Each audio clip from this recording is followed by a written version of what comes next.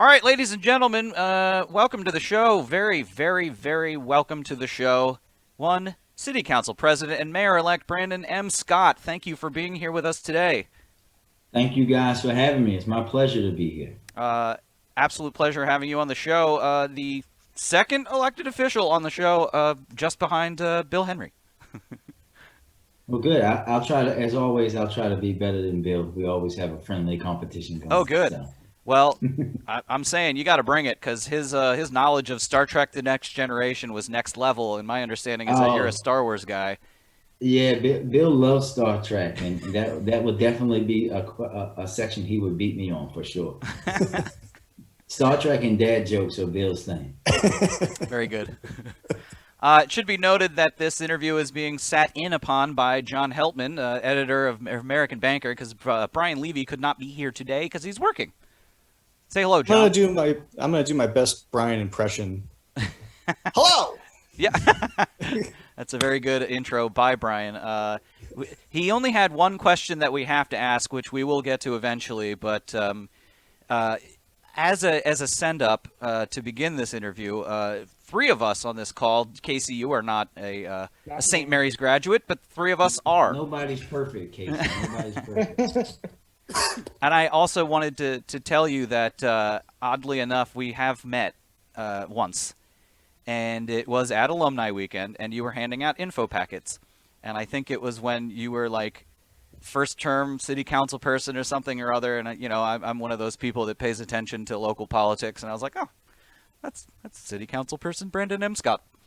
And so That now sounds it's about the right. part of the show where we're going to talk about St. Mary's College for a few moments because Woo. what a unique place to go to school. What a unique experience. And I think everybody who's listening to this or watching it on YouTube is probably very curious as to what your experience at St. Mary's was. Yeah. So how'd you get to St. Mary's? Why'd you pick St. Mary's? Oh, this is a great story. So the truth is that I didn't really pick St. Mary's. They picked me. What? Yes, I never visited John Evan Okay. before my first day, which was August the 31st, 2002. I Wow. remember it like it was yesterday. So, to a certain extent, before I got injured in my junior year going to senior in track, it was all about going to school to run. As you guys know, when you were there, Evan, John, when we were there was no track or cross country team. Mm. But thankful to the wiseness of my parents and my coaches and my college bound folks around me at Mervo, I was able to then switch to focus to looking at schools, solely for academics. And was looking at a bunch of different places that I can go, things like William and Mary, James Madison, Temple, Hampton, all of these different places. And one day I show up to school and it's in my senior year and I go, like they said, you got to go up to your first class, which was my trade class, early. I'm like, okay. So I go up there, my coach, my dad, and this lady who I have no idea, my teacher, and this lady who I have no idea who she is sitting there. And they're like, oh, college bound person. They're like, oh, this young lady is from St. Mary's College in Maryland. This is where we all think you should go to school. They think you should come there too. They sent her here to really to get you. I mean, I looked at it. St. Mary's looked like a challenging place academically, which I was looking for. It was they were offering me aid, which I was desperately in need of as a kid coming from Northwest Baltimore. But they were far away that my parents couldn't get on my nerves every visit me every weekend, and close enough that if I wanted to get home. So I looked at, went home, decided, sent back my application, and the decision was made there. So that's how I ended up in St. Mary's. And I will tell you, when I first bent that bend that as alumni we all love on Route 5, when you take that bend, it's like, oh, Mm. I'm home, right? Oh, That beautiful bend. So because I didn't visit, and of course, the internet wasn't what it was today. And I hit that bend, and it said, "Welcome to St. Mary's City." My first thought was like, "Where the hell is the city?" Right? So that's how I ended up there, and it ended up being like the greatest decision that was forced upon me that's ever happened in my life. that's awesome. That's a much more colorful how you got to St. Mary's story than mine was. They took me, uh, so I went. Yeah, that's how I ended up there, man. It was an interesting road, but everything happens for a reason.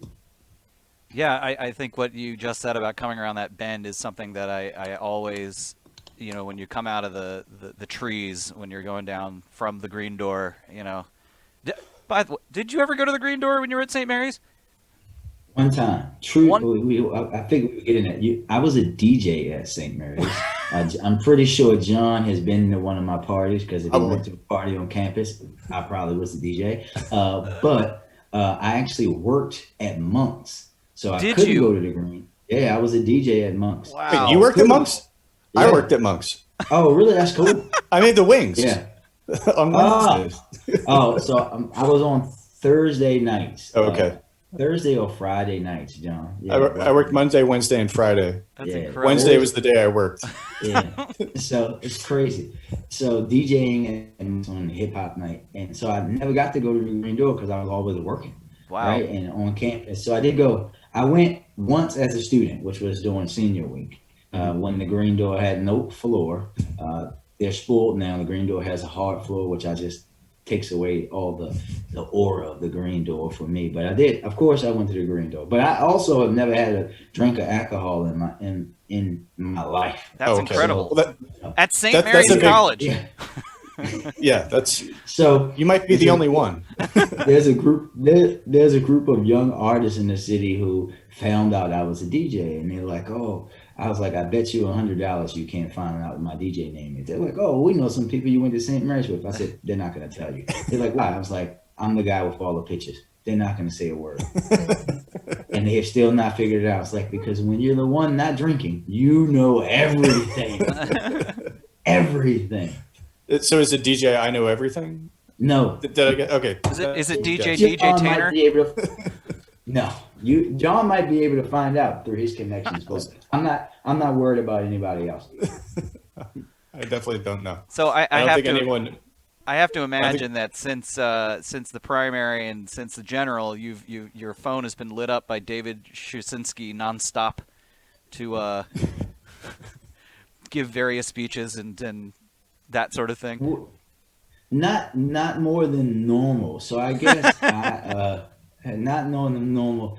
Peace, Sush is my Yeah. man. So I've since I left St. Mary's, I've been very involved in going back and helping. And since I got elected in 2011, I've been going back every year to do like talks for Center for Study of Democracy and things like that. So I actually was slated to do commencement last year, and then, thanks COVID. But they always ask me, but I do things willingly, talking to the president, whatever I can do to help the college out and really help the college in this relationship with young people from Baltimore and the Baltimore area. Has been great just to see stuff that we've done now and how many of the young people can come down there and be successful is a great thing for me. So yeah, but Sush is my man. So he always asks me to do stuff, is always yes. Yeah. I was going to say, I need you to get on the phone with the president there and make sure that next year's alumni weekend happens, because it's going to be my 20th. And if I can't go, I'm going to be mad. Well, it's 20 for you Yeah. and 15 for me. Yeah. Well, then So- it's important for you too. Yeah, it's a 15 for me, so we'll see. We'll see. I can tell you that my friends and I are definitely looking forward to it, because it'll be the first time that I had off in God knows when. So. Well, look, if they decide that they're not doing anything official, I'm going to give you a call and we're going to set up a campsite out in the rugby field or something like that. Well, yeah, in the woods. I actually I went camping last Labor Day down at Point Lookout. Oh, wow. So, still one of my favorite places to go. Did you ever go to Oyster Festival at the St. Mary's Fairgrounds? No, but I did go to Tiki Bar. Yeah. in Solomon's Island. Yep. No Oyster Fest. I did go to Tiki Bar. I did a lot of stuff in town though. Just going to different things with people. Like I actually we ran a mentoring program at Great Mills High School, Oh, which wow. is now infamous. Yeah. And at one of the middle schools there, and one of the senior centers down there when I was in school. So it's like the service kind of thing. So I still I still have relationships with people. I hate to even say this. You guys know the lingo that we would call townies. right? Yes. Like I still have relationships with actual St. Mary's people, and true story, and rest his soul, George Mitchell, leader here, community leader in Park Heights in Baltimore, who we lost this past summer. George and I had this unique distinction in relationship because George is from Park Heights. He actually owned businesses and ran business. He lived in St. Mary's during the time I was there. And we always say we're the only two black guys from Baltimore and Park Heights specifically to end up in St. Mary's County. So rest his soul. But yeah, just having those kind of authentic relationships. When I go back, I have to chop out time because I know there's people throughout the community that I have to go and see, including professors. Yeah, You majored in political science, right? Yes. Any professors that you still hang out with?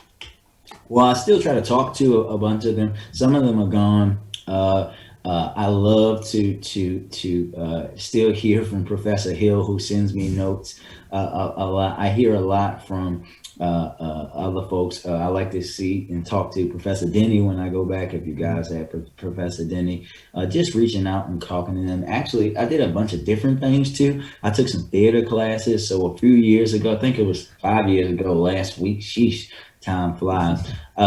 Meredith Taylor had me come down, and they were like doing every certain amount of years they do a play about the history of the school, and they wanted me to be a part of it, like one of the people. So they had a bunch of students in the theater department interview me, and then she was telling them about like how I did some plays and stuff when I was there. So that was kind of cool. It's just trying to keep, and even for me, like I have to go in and see the folks who are working in the great room, right? Like that's the kind of relationship I had with those people. They were some of the first people to text me. And then we lost an alum who meant a lot to me, Wayne Cook, who owned Cook's gas station. Cook passed away. Yeah, Cook passed away last year, and it literally broke my heart. I was one of those guys, me and my friend Brandon, ironically, who went to St. Mary's with me, one of my best friends from St. Mary's. We played Monday, Wednesday, Friday, noontime basketball with Cook and a bunch of alumni, the basketball coach. You know, we were like one of the few students, and we built this relationship over the years. Like I would go down, take off a Friday just to go down, and he passed away. But that's the kind of relationship, and you guys know with St. Mary's is about like the whole community, right? That it forces you to think, and you're going to take hard classes with Professor Sahar Shafkat were just brutal. But I know now I'm better for that policy work and having to explain everything, writing everything, having professors like, Dr. Ford, Dr. Hill, Professor Coleman, Denny. And, I was telling one of my cousins last week, I had a professor, I was like, Professor Denny told me one time, it's like, this is a perfect paper. And I said, well, why did I get an A-? And he said, because you can do better. I'm like, what? It's crazy. You don't know that. Perfect means A+. So, but that's just the kind of place that St. Mary's was, man. And I always tell folks, like, if you see some of the stories after I won the election in the general election and just screenshotting people who I went to school with, like, this is always who I've been like serving and helping. It warmed my heart to have people say, like, you made my college experience great. Like, I wasn't thinking about leaving, all of that kind of stuff. That's the kind of family that environment. Yeah, I couldn't say it any better. In case folks from other schools are watching, yes, it's the best school in Maryland.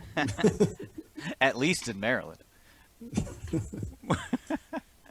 The National Public Honors College. Okay, I'm done bragging. Yeah. Sing it. So that's enough St. Mary's chatter. I guess we've done our due diligence in creating an advertisement for this college. But we have a series of listener questions. We've got a bunch of our own questions. We spent quite some time workshopping a lot of these topics because we didn't want to like hit you up with generic, what are you going to do about crime, and then that sort of thing. Well, first of all, I'd like to say, and this is me, pontificating, that the primary was a close race, and I think you beat out Sheila Dixon by 3,900 votes or something like that.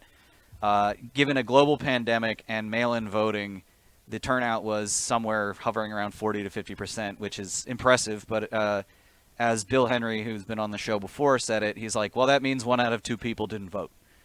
But furthermore, this is just my opinion. Thank God we didn't have Sheila Dixon win that primary, because I was not in the mood for more of the same. I'm very happy that we've got somebody who's got youthful energy coming into the office who apparently cares about public service. And I guess what my bigger point here is that it was a very close primary. Does or does that not lend some sort of mandate?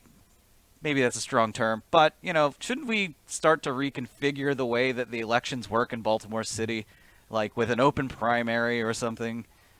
It's funny that you said that, and especially since Bill was a guest. So Bill and I have taken turns over the last few years trying to get the state to allow us to have open primaries, right? We failed both times. Delegate Learman has been pushing it for us. I do think it's time for us. Like I say that it should be open with a runoff. If no one gets 50%, the top 2 should be a runoff. So in this case, it would have been Mayor Dixon and myself. I think that we have to look at that in the future. But when you think about unlike in true fashion, in Baltimore fashion, unlike every other Democratic mayor nominee before me, I actually had to run a campaign in the general election because, I had a self-funded candidate that was with some funding from what we would call the prototypical status quo business community run against me as well. So I think that with that second win, Evan, with all of that, with someone spending, $300,000 or whatever of their own money and raising over $1 million, actually outspending us, and us being able to still penetrate and build upon that coalition that we built in the primary, because that's how we were able to win. We said throughout, listen, anybody that talked to me and my folks throughout that primary, we were telling folks, this race is between 2 people and everyone else is blowing smoke up your butt. It's always only a race between Mayor Dixon and myself. Right. Every poll that we did, from the first poll that we did, which actually had Mayor Pugh in it, so it tells you how long we were in that race, right? Every poll that we did had it was going to be her or myself. And we knew that everyone else they couldn't even sniff it. And as the results showed that, right? So that's why we remained steadfast and what we know pushed us over is that we had the ability to communicate in ways that other folks couldn't, right? I can communicate black, white, young, old, rich, poor, gay, straight. Doesn't matter, right? I can go on the street corner at 2:00 in the morning in the boardroom the next. No one else can have that, and being able to build that coalition. And that's really what the city needs right now, is someone that can try to bring us all together, even when we want to be stubborn and remain in our outdated, segregated, stupid ways sometimes. Is there anything that you can do as mayor, or that you can do on the city level to sort of move in that direction? And I guess, I'm asking that because we had a recent sort of candidacy of Franca Miller Paz in the Green Party. She didn't prevail, but did quite well. And it just sort of seems like in the city, kind of all roads to kind of elected office kind of run through the Democratic Party, which, I mean, it makes sense. It's like that's where most people are in the city that registered as. But a lot of people are registered as Democrats because you have to be in order to, to sort of participate in the elections that count. I mean, I guess in general, do you think that's sort of the way it should be, and how or what can you do at the sort of city level to kind of facilitate more of a sort of wider array of candidacies, successful candidacies? I think it's also, John, I think it's first about leadership, right? The reason why the city's been so fragmented is because the leadership has forced it to be that way, right? We have to think go back in a time machine. In 2011, when I ran for office, I literally had the entirety of what's now formerly known as the the East Baltimore Democratic organization against me. Like I won despite them not wanting me to win, right? And remember, at the time, I was 27. Council President-elect Mosby was 32, right? We were 2 out of 15 on the council under the age of 40. And when you add Bill Cole, there was 4 out of 15 under the age of 55, right? So when you think about like what started to happen is people have started to eat away at that, right? Like we came in the first, and then of course Nick ran for mayor the first time, ended up in the state house. I stayed, and then we worked, and we had other young people come, right? Like right now, it's 9 of us 40 or under on the council, right? Like it's starting to happen by the citizenry, but leaders have to build in that way too. When you have folks who are not focused on doing things the same exact way, when you're forcing communities and people and organizations to be with each other and work with each other to resolve issues in a different way, when you're putting out policy that challenges everyone to think about how they operate differently, it forces everyone to do what's, I think, is one of the most important things that anyone can do in the city right now, is that's look in the mirror and be uncomfortable knowing that no one should really feel comfortable in the city where we have the issues that we have. And we all have to be willing to step head first into that deep end of what we're most uncomfortable with to make the city a better place. And that's how we're going to lead. That's how we're even building my transition team, putting folks together on committees that we know are on polar opposite sides and saying, I don't care. You have to come to some consensus of how we can move this issue and make this issue move in the city, because this is not about us. This is not about our personal feelings or how our personal ideology. This is about the greater good of Baltimore. And that's really the kind of leadership that we have to show. Absolutely. 1 bajillion%. And I think at the core of what you just stated is essential, in that the status quo of what we, and you know, I grew up with it, you grew up with it, John, you grew up in DC, but like Baltimore leadership has been kind of out to lunch for some time. I don't know how long that is, but I've always felt growing up that something was dysfunctional, and now I do feel like with these you know, freshman council people and youthful energy filling leadership, please, for the love of God, we've got to have something. Something's got to come out of this. Well, actually, I had a question kind of related to that, which is like, what do you, like we have a new council coming in, a lot of the same faces, but got some new faces too. What's the kind of like the mayor council agenda starting off, and like how do you, what do you, to the extent that you can sort of comment on the council as like a unified thing, are there ways that you feel like the council is maybe has different views than you do on important issues coming up? But we know we will, and I think that's what we need, right? Like we don't need a group of people anywhere in Baltimore that always agree on everything, because when that happens, you don't become better. Iron sharpens iron. You know, respectful disagreement, debate is how you actually get to the best result. And I think that even if you think about my leadership as a council president, being able to get folks who are on total opposites to come this way and being able to talk and communicate, that's important, right? We know that there are going to be times when I disagree with the council, right? There's going to be times that they disagree with me. But what we have to do is not fall into the tricks of the past, and where folks are taking that personally, right? And hold these personal grudges where people who are elected office don't talk to each other still today, right? 15, 20 years later. And because the only people that suffer for that is the city. But for me, like what I have to do is I'm coming in this understanding, John, we're at a point where I am looking at Baltimore like this. We're talking about a city government, right? A $3.5 billion entity that is operated the same exact way with the same exact structure the entirety of our lives, right? That's not going to work. We know most organizations have changed the way they operate 3 times since 2020 began. let alone 3 times in the last, for me, 36 years. And we're talking about building the structure. Like I always tell folks this: if you're looking for a mayor who's going to come in and like, oh, we're going to cut a bunch of ribbons and we're going to be fancy and we're going to celebrate all these things to just make you feel good, I'm not your guy.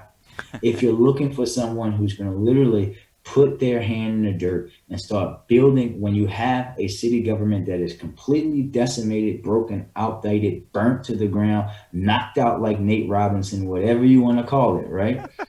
You Shots cannot, fired. yeah, you cannot, right? You're not going to go from being the 0-16 Lions to being the Kansas City Chiefs in 1 year. It's not going to happen. You have to build the structure from the bottom, those foundation blocks of how we can operate, doing things and putting those policies and practices in place. That's what this is about. It's about foundation building so that we can be a city that once again gets the services out to people in an equitable way, in the place that is one of the most inequitable, if not the most inequitable cities in the country, and the birthplace of inequity via legislation. That we are also meeting the service needs in a 21st century fashion, not doing these things in these outdated ways, and thinking in a more progressive way to how we can be the best version of ourselves, supporting our small and medium-sized businesses, thinking about public safety as a public health issue, really reimagining how Baltimore operates from top to bottom. If I can just follow up on that, Evan, it's my show now. Yeah, go for it. Like, I mean, so, but like what we're talking about Just gonna have a is like sip of this beer. is like city services, man. Like, you know, as Evan mentioned, I grew up in DC, and most of my whole childhood, DC was not like a like the hip place to be. Like, I don't know if you guys remember the 1991 classic Doc Hollywood, where it starts off with Michael J. Fox in this like war-torn like hospital where like there's like people with like gunshot wounds just like on gurneys, you know, and he's just walking past them like, I'm out of this hellhole. And he gets in his car and he drives off, and it's like the Washington Monument and like the Capitol building like in the distance. Like he was in it portrays DC as this, you know, sort of, you know, urban hellscape, dystopian hellhole, just like you know, the documentary Demolition Man, where the Hollywood sign was on fire. Yeah, exactly. And like, I'm just saying that to say that like, you know, I remember going to the DMV like in college, I think, and getting in and out in 30 minutes, and it blew my mind. Like that, it was like these city services could be delivered efficiently, and it changed my mind about like what, like, wow, like that's weird. Like our trash keeps getting picked up at the same time every week. Like, and I guess what I'm asking is like, what are you gonna do to kind of get the sort of city government's house in order in terms of like, as you say, sort of delivering equitable and effective city services in a way that changes people's mind about what Baltimore city government is? I think, John, I mean, I hate to be this simple, right? But we're actually going to do those things, right? And this is what I would tell folks. Sometimes simple answers are Yeah, it's the reality. So, John, of course, DPW is having problems picking up. And let me be very clear. COVID is just exacerbating issues that were already there, right? Let's just be open and honest about that. Of course, DPW is having problems picking up all the trash or not picking up recycling and all of these things, right? When this is 2020 and they don't have GPS in the trucks to tell them the best way to do their route. What do you expect? Right. What do you expect? So, you know, it's not sexy for me to say like, oh yeah, we're going to get them the technology to make sure that they're most efficient and effective and running the best way. But guess what? For us, that's a big deal here, right? When you think about this, right, folks, a lot of folks, and you're from DC, John, so you're familiar with it. We're going crazy that I wanted to have a professional city administrator, just like they have in DC, right? Where we have a strong mayor. My friend Mayor Bowser is a strong mayor system, a mayor who has an executive who is not her, who does the day-to-day operations. And people thought I was like, oh, you're giving away mayor power. I was like, well, let's be very clear. Someone that I can hire and fire can't take my power away unless I give it to them. So let's just start there. But when you are running a city government where the person who runs the day-to-day operations of city government doesn't have to have any kind of qualifications, You get what we got, right? Like when people in this simplest form, they ask me like, why do we need this? And I would just simply say, do you guys think we should run city government A, the way that we've been running it, or B, the way that Baltimore County, Howard County, Harford County, Anne Arundel County, Washington, D.C., Philadelphia, the city of Richmond run theirs? B is always the answer. And I say, well, B, all of B have this same structure. We're still going to have a strong mayor, but when you're professionalizing, you build, it's also about building those level of accountability. Executive buy-in and executive accountability matters. Building those systems matter. For example, when you think about like our capital programming, right? And computer systems that the city government uses, waste. Everyone talks about fraud and waste in city government. Well, hell, of course there's fraud and waste. It's 2020 and city employees still do their timesheets by hand. Yeah. Right? Like we're talking about basic building blocks and foundations, and those things will mean a lot to the average citizen when we put those things into place. And no, all of this is, I'm just not going to flip a switch, it's going to happen. But when you build the systems, when you put the accountability, when you make sure that everyone is operating through a lens of equity, understand that. So if you don't believe in equity, if you don't understand that, you're either going to learn it or you're going to learn yourself to work somewhere else, right? Mm-hmm. If you don't want to be accountable, if you can't be pressed about what you're doing, every agency head is going to know that. And that's what's been lacking. We have to we're going to rebuild up city stat so that we're holding people accountable. Every single time someone picks up the phone and calls city government, they should feel like that person really was excited to help them, not like that person was overbearing them with having to do some work. And it's about giving everybody, our employees, the resources that they need, but also building, a lot of it is building out levels of accountability and systems. I'm glad you mentioned city stat, because it was one of the things that I absolutely couldn't stand about Martin O'Malley. Was he was somewhat of a technocrat and really didn't rely so much on the human capital aspect of leadership. This is, again, just my opinion, but his solution to a lot of problems was, let's throw money at it, and not about the calorie burning that really needs to be done to rebuild communities and this and that and the other. That is a total aside statement. I wanted to get back to, or if you would like to address that, that's fine too. But in our conversation with Bill Henry, and this goes back to sort of the idea of like rebuilding basically from smoldering ruins or something. For the longest time, the city of Baltimore has had, let's just call it a dysfunctional relationship with Annapolis and or surrounding counties that when Bill and I were chatting, I did express some hope that given new leadership and the sort of influx of youthful exuberance, let's just call it that we would hopefully usher into some sort of era of cooperation between the State House, the counties, and the city, because as we all know, and Governor Larry Hogan said it once, I think, that we should all root for Baltimore to succeed because it is an economic engine, and that is something that doesn't really get tooted too much. That we have one of the most successful ports, on the Eastern Seaboard. We have plenty of entrepreneurship and all this other stuff going on. So I guess I just want to get back to this question about, cooperation between the city and the state and this and that and the other. Like, what can be done to start to shift the dynamic between, people who live in the county and think Baltimore is bad, and that's it. That's my question. Yeah, I think the first thing is a couple things that have to be done, and they have to be done simultaneously. One, we have to have leadership with a plan and a vision to actually tackle the real issues that we face that quote unquote scare some people off, right?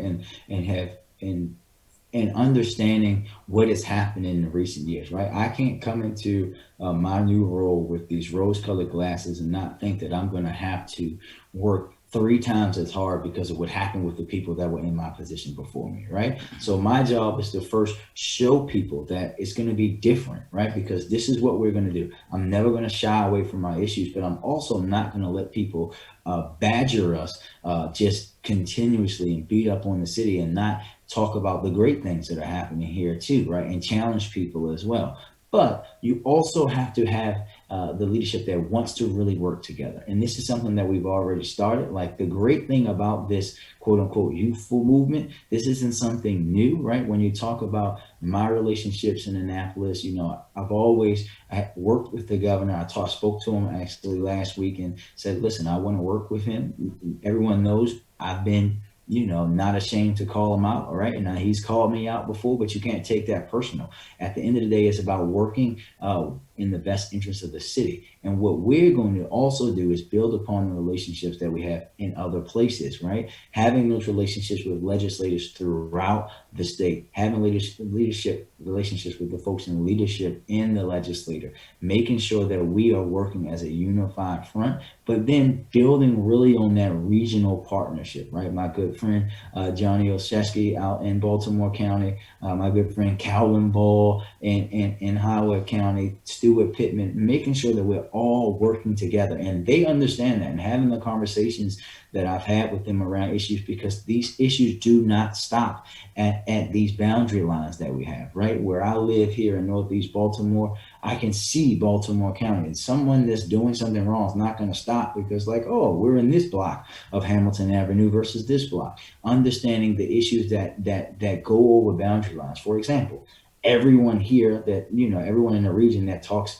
bad about Baltimore, the first thing that they say is Baltimore's a place that's awash with guns and criminals using gun crime. Well, the data shows us that most of the guns recovered in the city actually come from the surrounding counties. So we know that we have to actually have a better working relationship. Transportation issues we're going to have to work on, because we will not be a 21st century city and region until we build a 21st century public transportation system. And that's going to require tough work from us. And right now, making sure that NTA is funded and mandated funding, but also looking towards having that be a regional transportation agency like it's done in DC and every other major city basically around the country.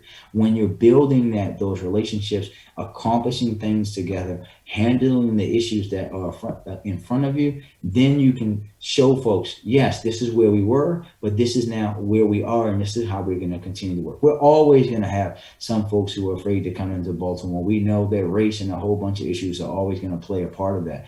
But for the most part, when people see leaders working together and working to handle issues, folks will be willing to come back. Post-COVID, of course. I had a question that I really is the only one I came here really specifically to ask, which is about vacant housing. Mm-hmm. Well, John, give yourself a plug before you get into this question. Thank you for that cue, Evan. Not the mayor. The future mayor, whatever. Future mayor. Right. I did a podcast in 2018 called Nobody's Home. It's a 10-part series about vacant housing, like a phenomenon in general. Of course, I live in Baltimore, so I use Baltimore as sort of a jumping off point and sort of a case in point of this phenomenon. But through the process of doing that, it became apparent to me that you have a problem, i.e. vacant housing, coexisting with another problem, a lack of affordable housing, side by side. And economically, this is my opinion, sort of a conclusion that I came to. And maybe it's if it's wrong, then I'm willing to be convinced otherwise. But rehabilitating vacant housing is probably the most cost-effective way of generating affordable housing. And if you put your mind to it, you can probably figure out a way to generate the investment, the capital necessary to put a project like that underway. What are you going to do about vacant housing? What's your approach to this, and how important is it in your incoming administration? Well, we know that having stable, affordable, adequate housing is essential, because it's a precursor to all the other negative things that we have in the city, right? And I think that, John, what I often say to folks when they talk about vacancy in Baltimore, I say this is an issue where there are multiple solutions because there are multiple quote unquote problems. Mm-hmm. Yes, I agree with you, and this is something that I talk about a lot, that rehabilitating and getting some of these vacants in the hands of people who actually want to use them, not to gentrify, right?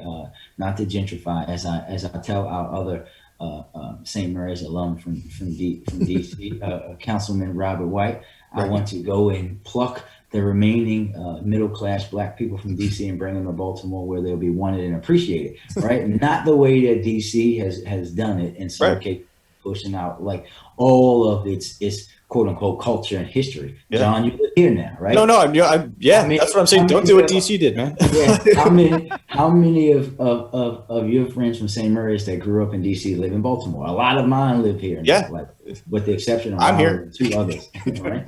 But you think about it like this. We have to, this is why that equity lens is very important, right? Because I always talk about my equity law that's going to force the city to do everything through the lens of equity. The most egregious thing the city has done is spend all of its capital dollars in the wealthy neighborhoods and not in the neighborhoods that need it. And when you're talking about the opportunity to use capital to help folks who are doing affordable housing things in neighborhoods where people can stay, like what they're doing in Johnson Square in East Baltimore, where they're taking people who are renting in the neighborhood, paying like $1,100-$1,200 and making them homeowners where they can pay $800-$900 in a mortgage. That's the kind of thing that we have to do, getting these properties in the hands of people who want to build in community groups, land trust, all of that kind of thing. We have to do that. But I would also say that there's some other things that have to be done too.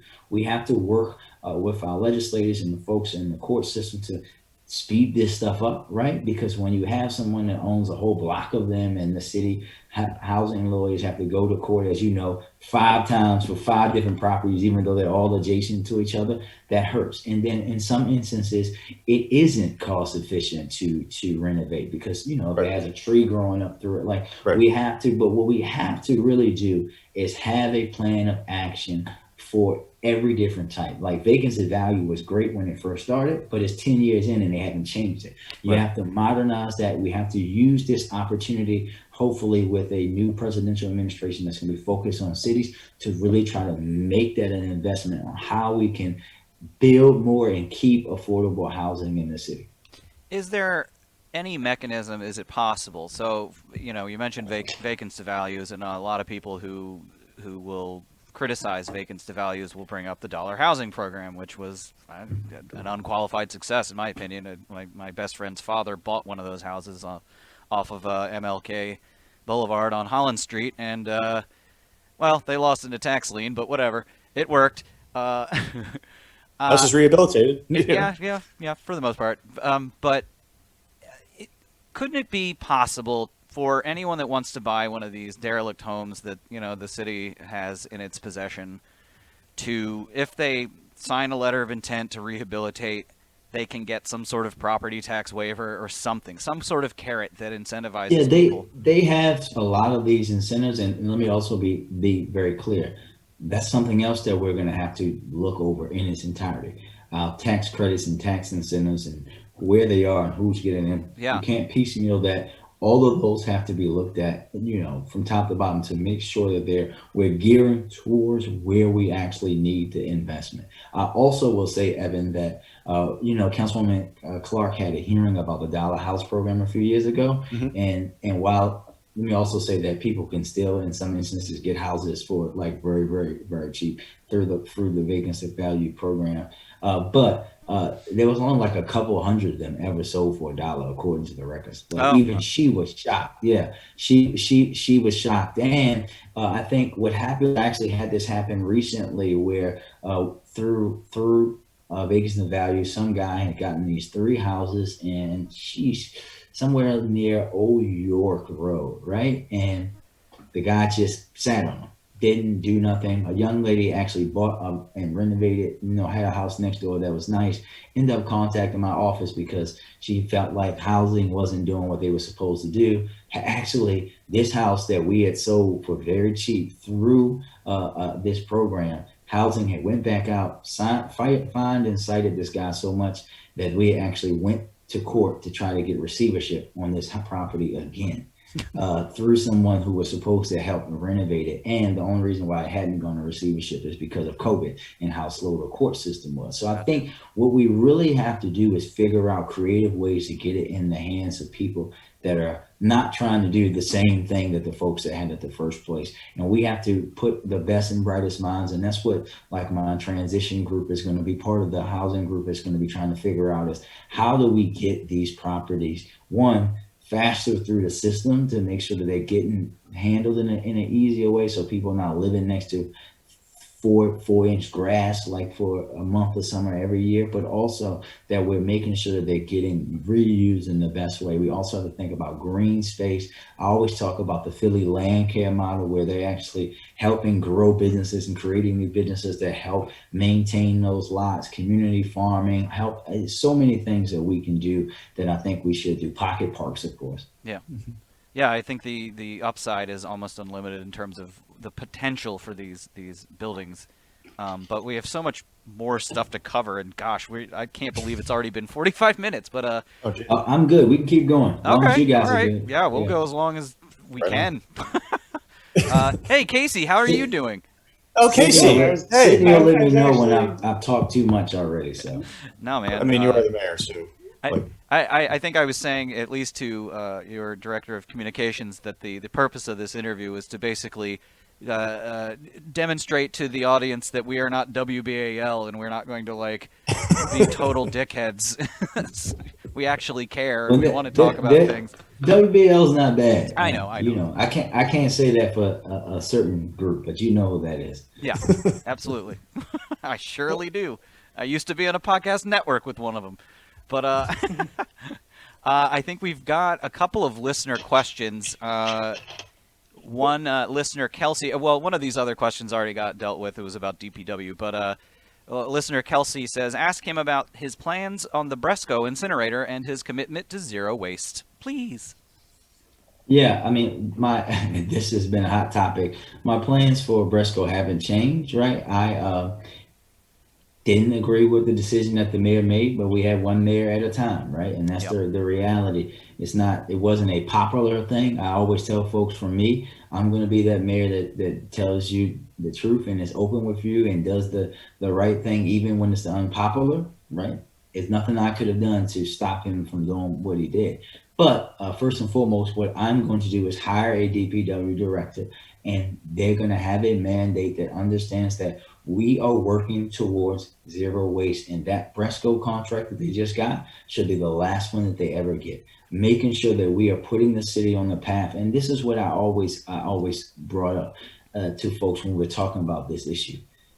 If an agency literally can't pick up trash and recycling right now, we know they're not ready for zero waste. Right. Waste stuff, right? So we have to build that infrastructure. So my commitment is to actually doing that tough work, bringing folks in, hiring that person who the DPW director is going to have a few mandates from me.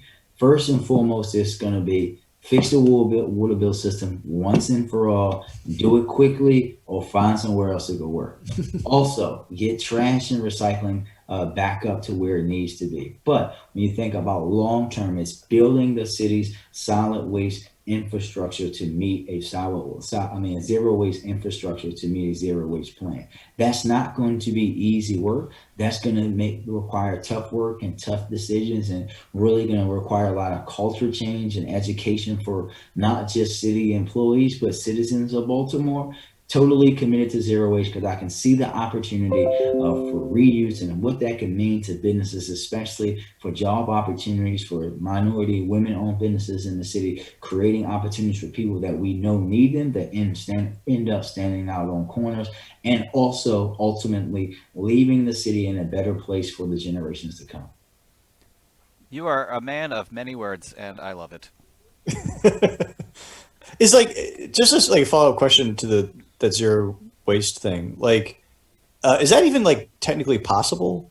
Because I mean, a lot with recycling, a lot of recycling just there's no market for it anymore, and that market was kind of flawed from a sort of ecological perspective to begin with? Like a lot of Well, plastics. there's a lot of different things, and listen, let me be the first to say that there are a lot smarter people that talk about zero waste than me. But really, John, it's about a lot of it is reuse and repurpose and compost. There's so many different ways that folks are doing things. There's some great companies that folks I've seen out in like Oakland that are doing some great stuff with stuff that was waste, and they take it into other places and really did it in a way that created opportunity, economic opportunity for neighborhoods that have been negatively impacted by the way that waste is handled now. And you think here, you think Cherry Hill, Curtis Bay, Westport, all of those neighborhoods who bear the brunt of it right now. Mm-hmm. We've talked a lot about. Oh, hi, You good? Casey. Okay, sorry. Okay, sorry about that. So we've talked about a lot of challenges already. One of the things that I see is kind of an image problem. Just growing up, I was always told we don't go to Baltimore. It's dangerous, right? Where are you from, Casey? If from Cecil County. We're So in if you Cecil, Casey. Elkton. Okay, cool. Yeah. So if you were to take somebody out, try to change their mind about Baltimore, kind of highlight some of the positives, where would you kind of take them? Well, Casey, I'll tell you what I do when I have people pre-COVID, of course, have people come to Baltimore, right? And I up until the beginning of this year, I was the chair of the National League of Cities, Large Cities Council. I am what they call a mentor, a YEO, which means I'm old, in the Young Elected Officials Network. So we've had over the years, I've had a lot of people come to Baltimore for conferences and things like that, right? And what I always do when I have people come, like I took some of my friends who were from Milwaukee and the State House and actually the county executive from Milwaukee. First thing I do is I say, okay, I'm going to show you the entirety of Baltimore.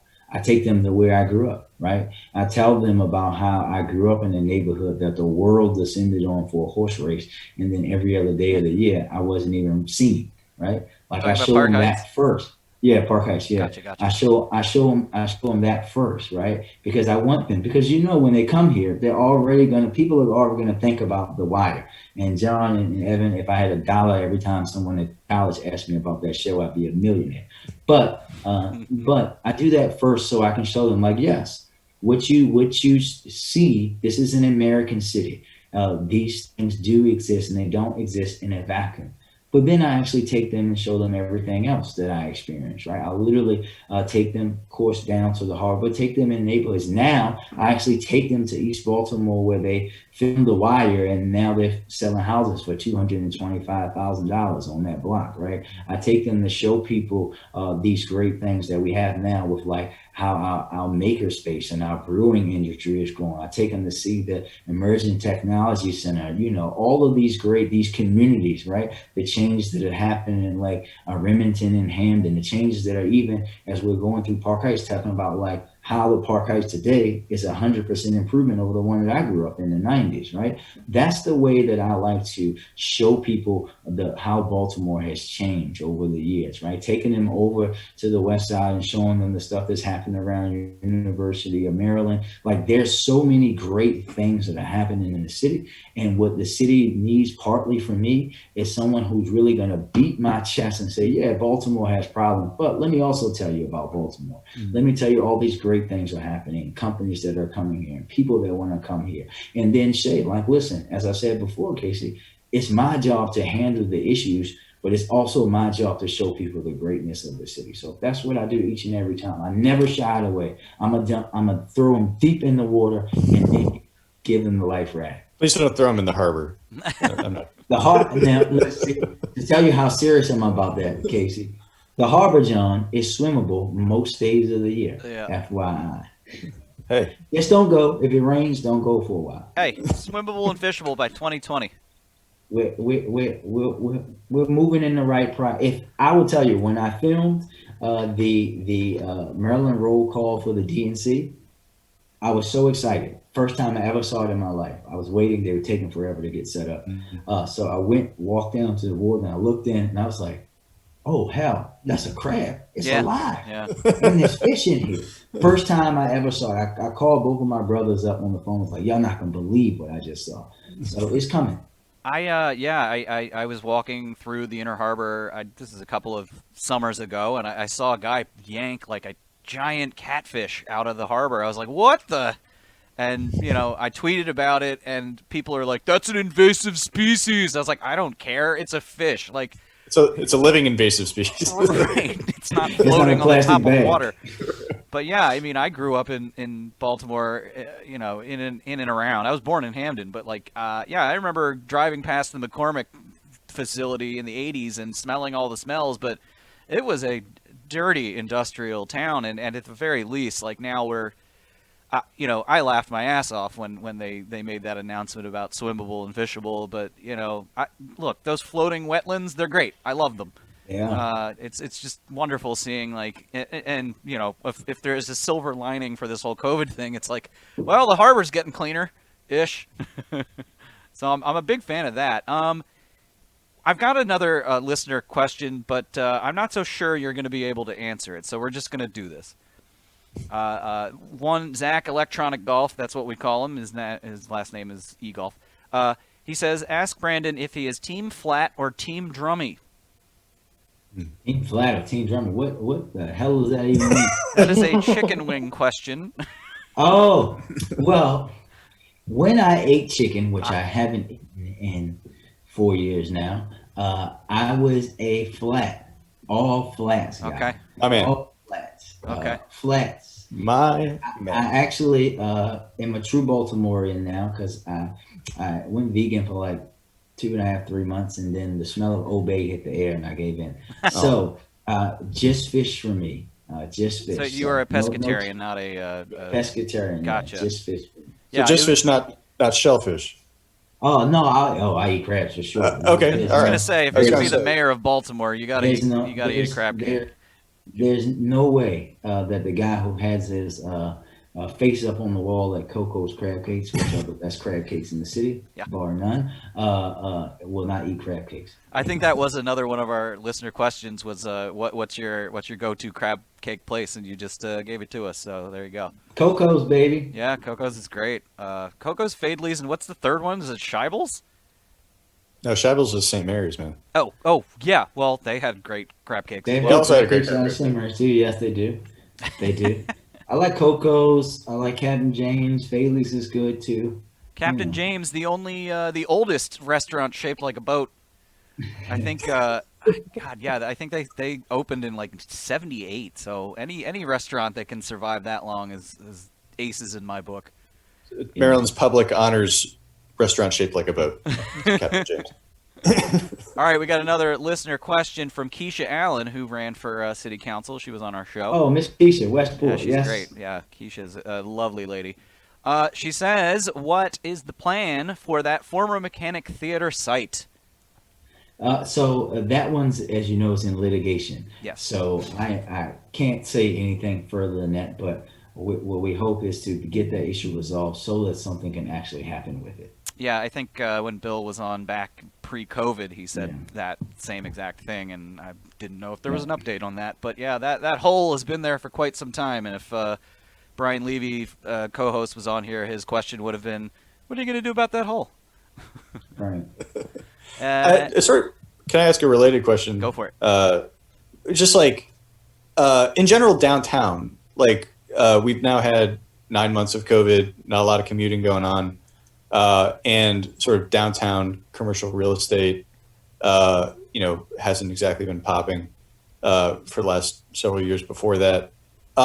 What's your approach to, bringing that back or repurposing, or like what's like Baltimore's downtown going to look like? And Well, I think that we have to understand that downtown is also one of our fastest growing neighborhoods, right? But we also have to, when you talk about the central business area, we have to tackle it. This is like everywhere else in the city. We have to tackle the issues, right? We know that crime and stuff is part of it. We have the harbor that has been owned by this out-of-town owner who just doesn't give a rat's about it. We have to get that in the hands of someone that cares about Baltimore, that knows Baltimore, that wants to showcase the best of Baltimore. When I traveled before COVID, going to other cities, I didn't want to go to their main attraction and see, no disrespect, a Phillips. I can get Phillips anywhere I want. I wanted to get the best of that city, right? And imagine a downtown in a harbor area that's focused around showcasing the best of Baltimore. If you could get a Coco's crab cake, if there was a Baltimore crab house in that area sitting on the water, if that space was reimagined and Pratt Street was reimagined that allowed for outside things. I went to Indianapolis, and their Wrecking Parks was giving out board games and things for families, and that's the kind of thing that we have to do. Handle the issues. Also, as the world's going to be reimagining what work looks like after COVID, making sure that we're trying to get ahead of that as we're working with Downtown Partnership and others. And I think I got like 6 minutes, guys, so we can get into the good stuff. Yeah, here we go. I know you got some good ones from me.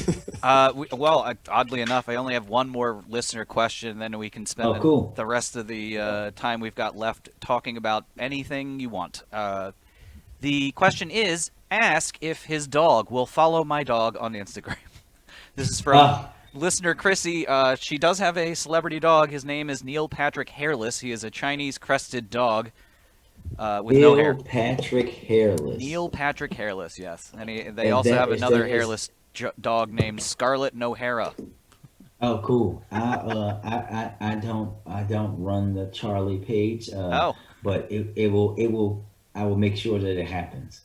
Very good. There you go. Results. Done deal. CTB show, getting it done. Sir, yeah. Exclusive. Charles actually came. I got Charles like 2 days before I graduated St. Mary's, which is a little known fact. So he lived in Boone 6 quietly for 2 days. Wow. I hope the statute of limitations on that public safety violation is expired. Yeah, I was in PG First Right. We had a little kitten in our room for a couple of months. Which, by the way, speaking of alumni weekend, one of the best experiences I've ever had was renting out several rooms in PG First Right, where I spent like 2 years, and just having all of my friends stay there, and they had their kids, and it was amazing. It was just like, oh, that's kind of cool. The kids are running around the hall like where we went to college and drank lots of crappy beer. Yeah, good times. Yeah, we don't have any more listener questions. John, do you have any other chambered? Serious questions? Doesn't matter. Serious, non-serious, throw them at me, man. Whatever you got. Well, we got one from Casey's son. Yeah, that's right. Not a listener, but my 2-year-old is dying to know what your favorite animal at the Baltimore Zoo is. Oh, my favorite animal at the zoo has always been the elephants. Oh. Always. The elephant. Always has been the elephant. Is it because they never forget? No, I don't know. I guess they were just like big and gray and splashing water around, so that's probably what it was. My elementary school, Dr. King, is literally like 2 minutes from the zoo, so we went to the zoo a lot. So, weren't we going to ask him what your St. Mary's project was? Oh, that's right. Oh, so I had a joint St. Mary's project with two of my best friends, Brandon and Damien, and we thought we were getting the easy way out. We said, we're going to do a documentary film. Oh, God. So you should get this when you're there. It's called Represent, the political, social, and economic impact of hip-hop on St. Mary's College community, right? Whoa. So basically the county. And we did this video. This is like in the first version of iMovie, so we had to actually have a camera, and spent all these hours in Montgomery Hall. I literally like mixed the music onto it, like the soundtrack onto it. We had like 2,000 hours of film that we had to get down to like 2 hours. And then we go for a meeting, and Professor Ford and Professor Hill was like, oh, you guys thought you were getting out of doing the paper? No, you still got to give us that many pages. Oh. And you got 24 hours. Yeah. Oh, luckily we were working on it, but yeah. That's when you go into Courier News, font 14, double space. Get all those pages done. Campers love the movie, and I always tell the kids to go watch it now. They get a kick out of seeing me. I think at some point in the movie I had braids. So. I guess I have one more random question. Did you ever go to summer camp when you were young?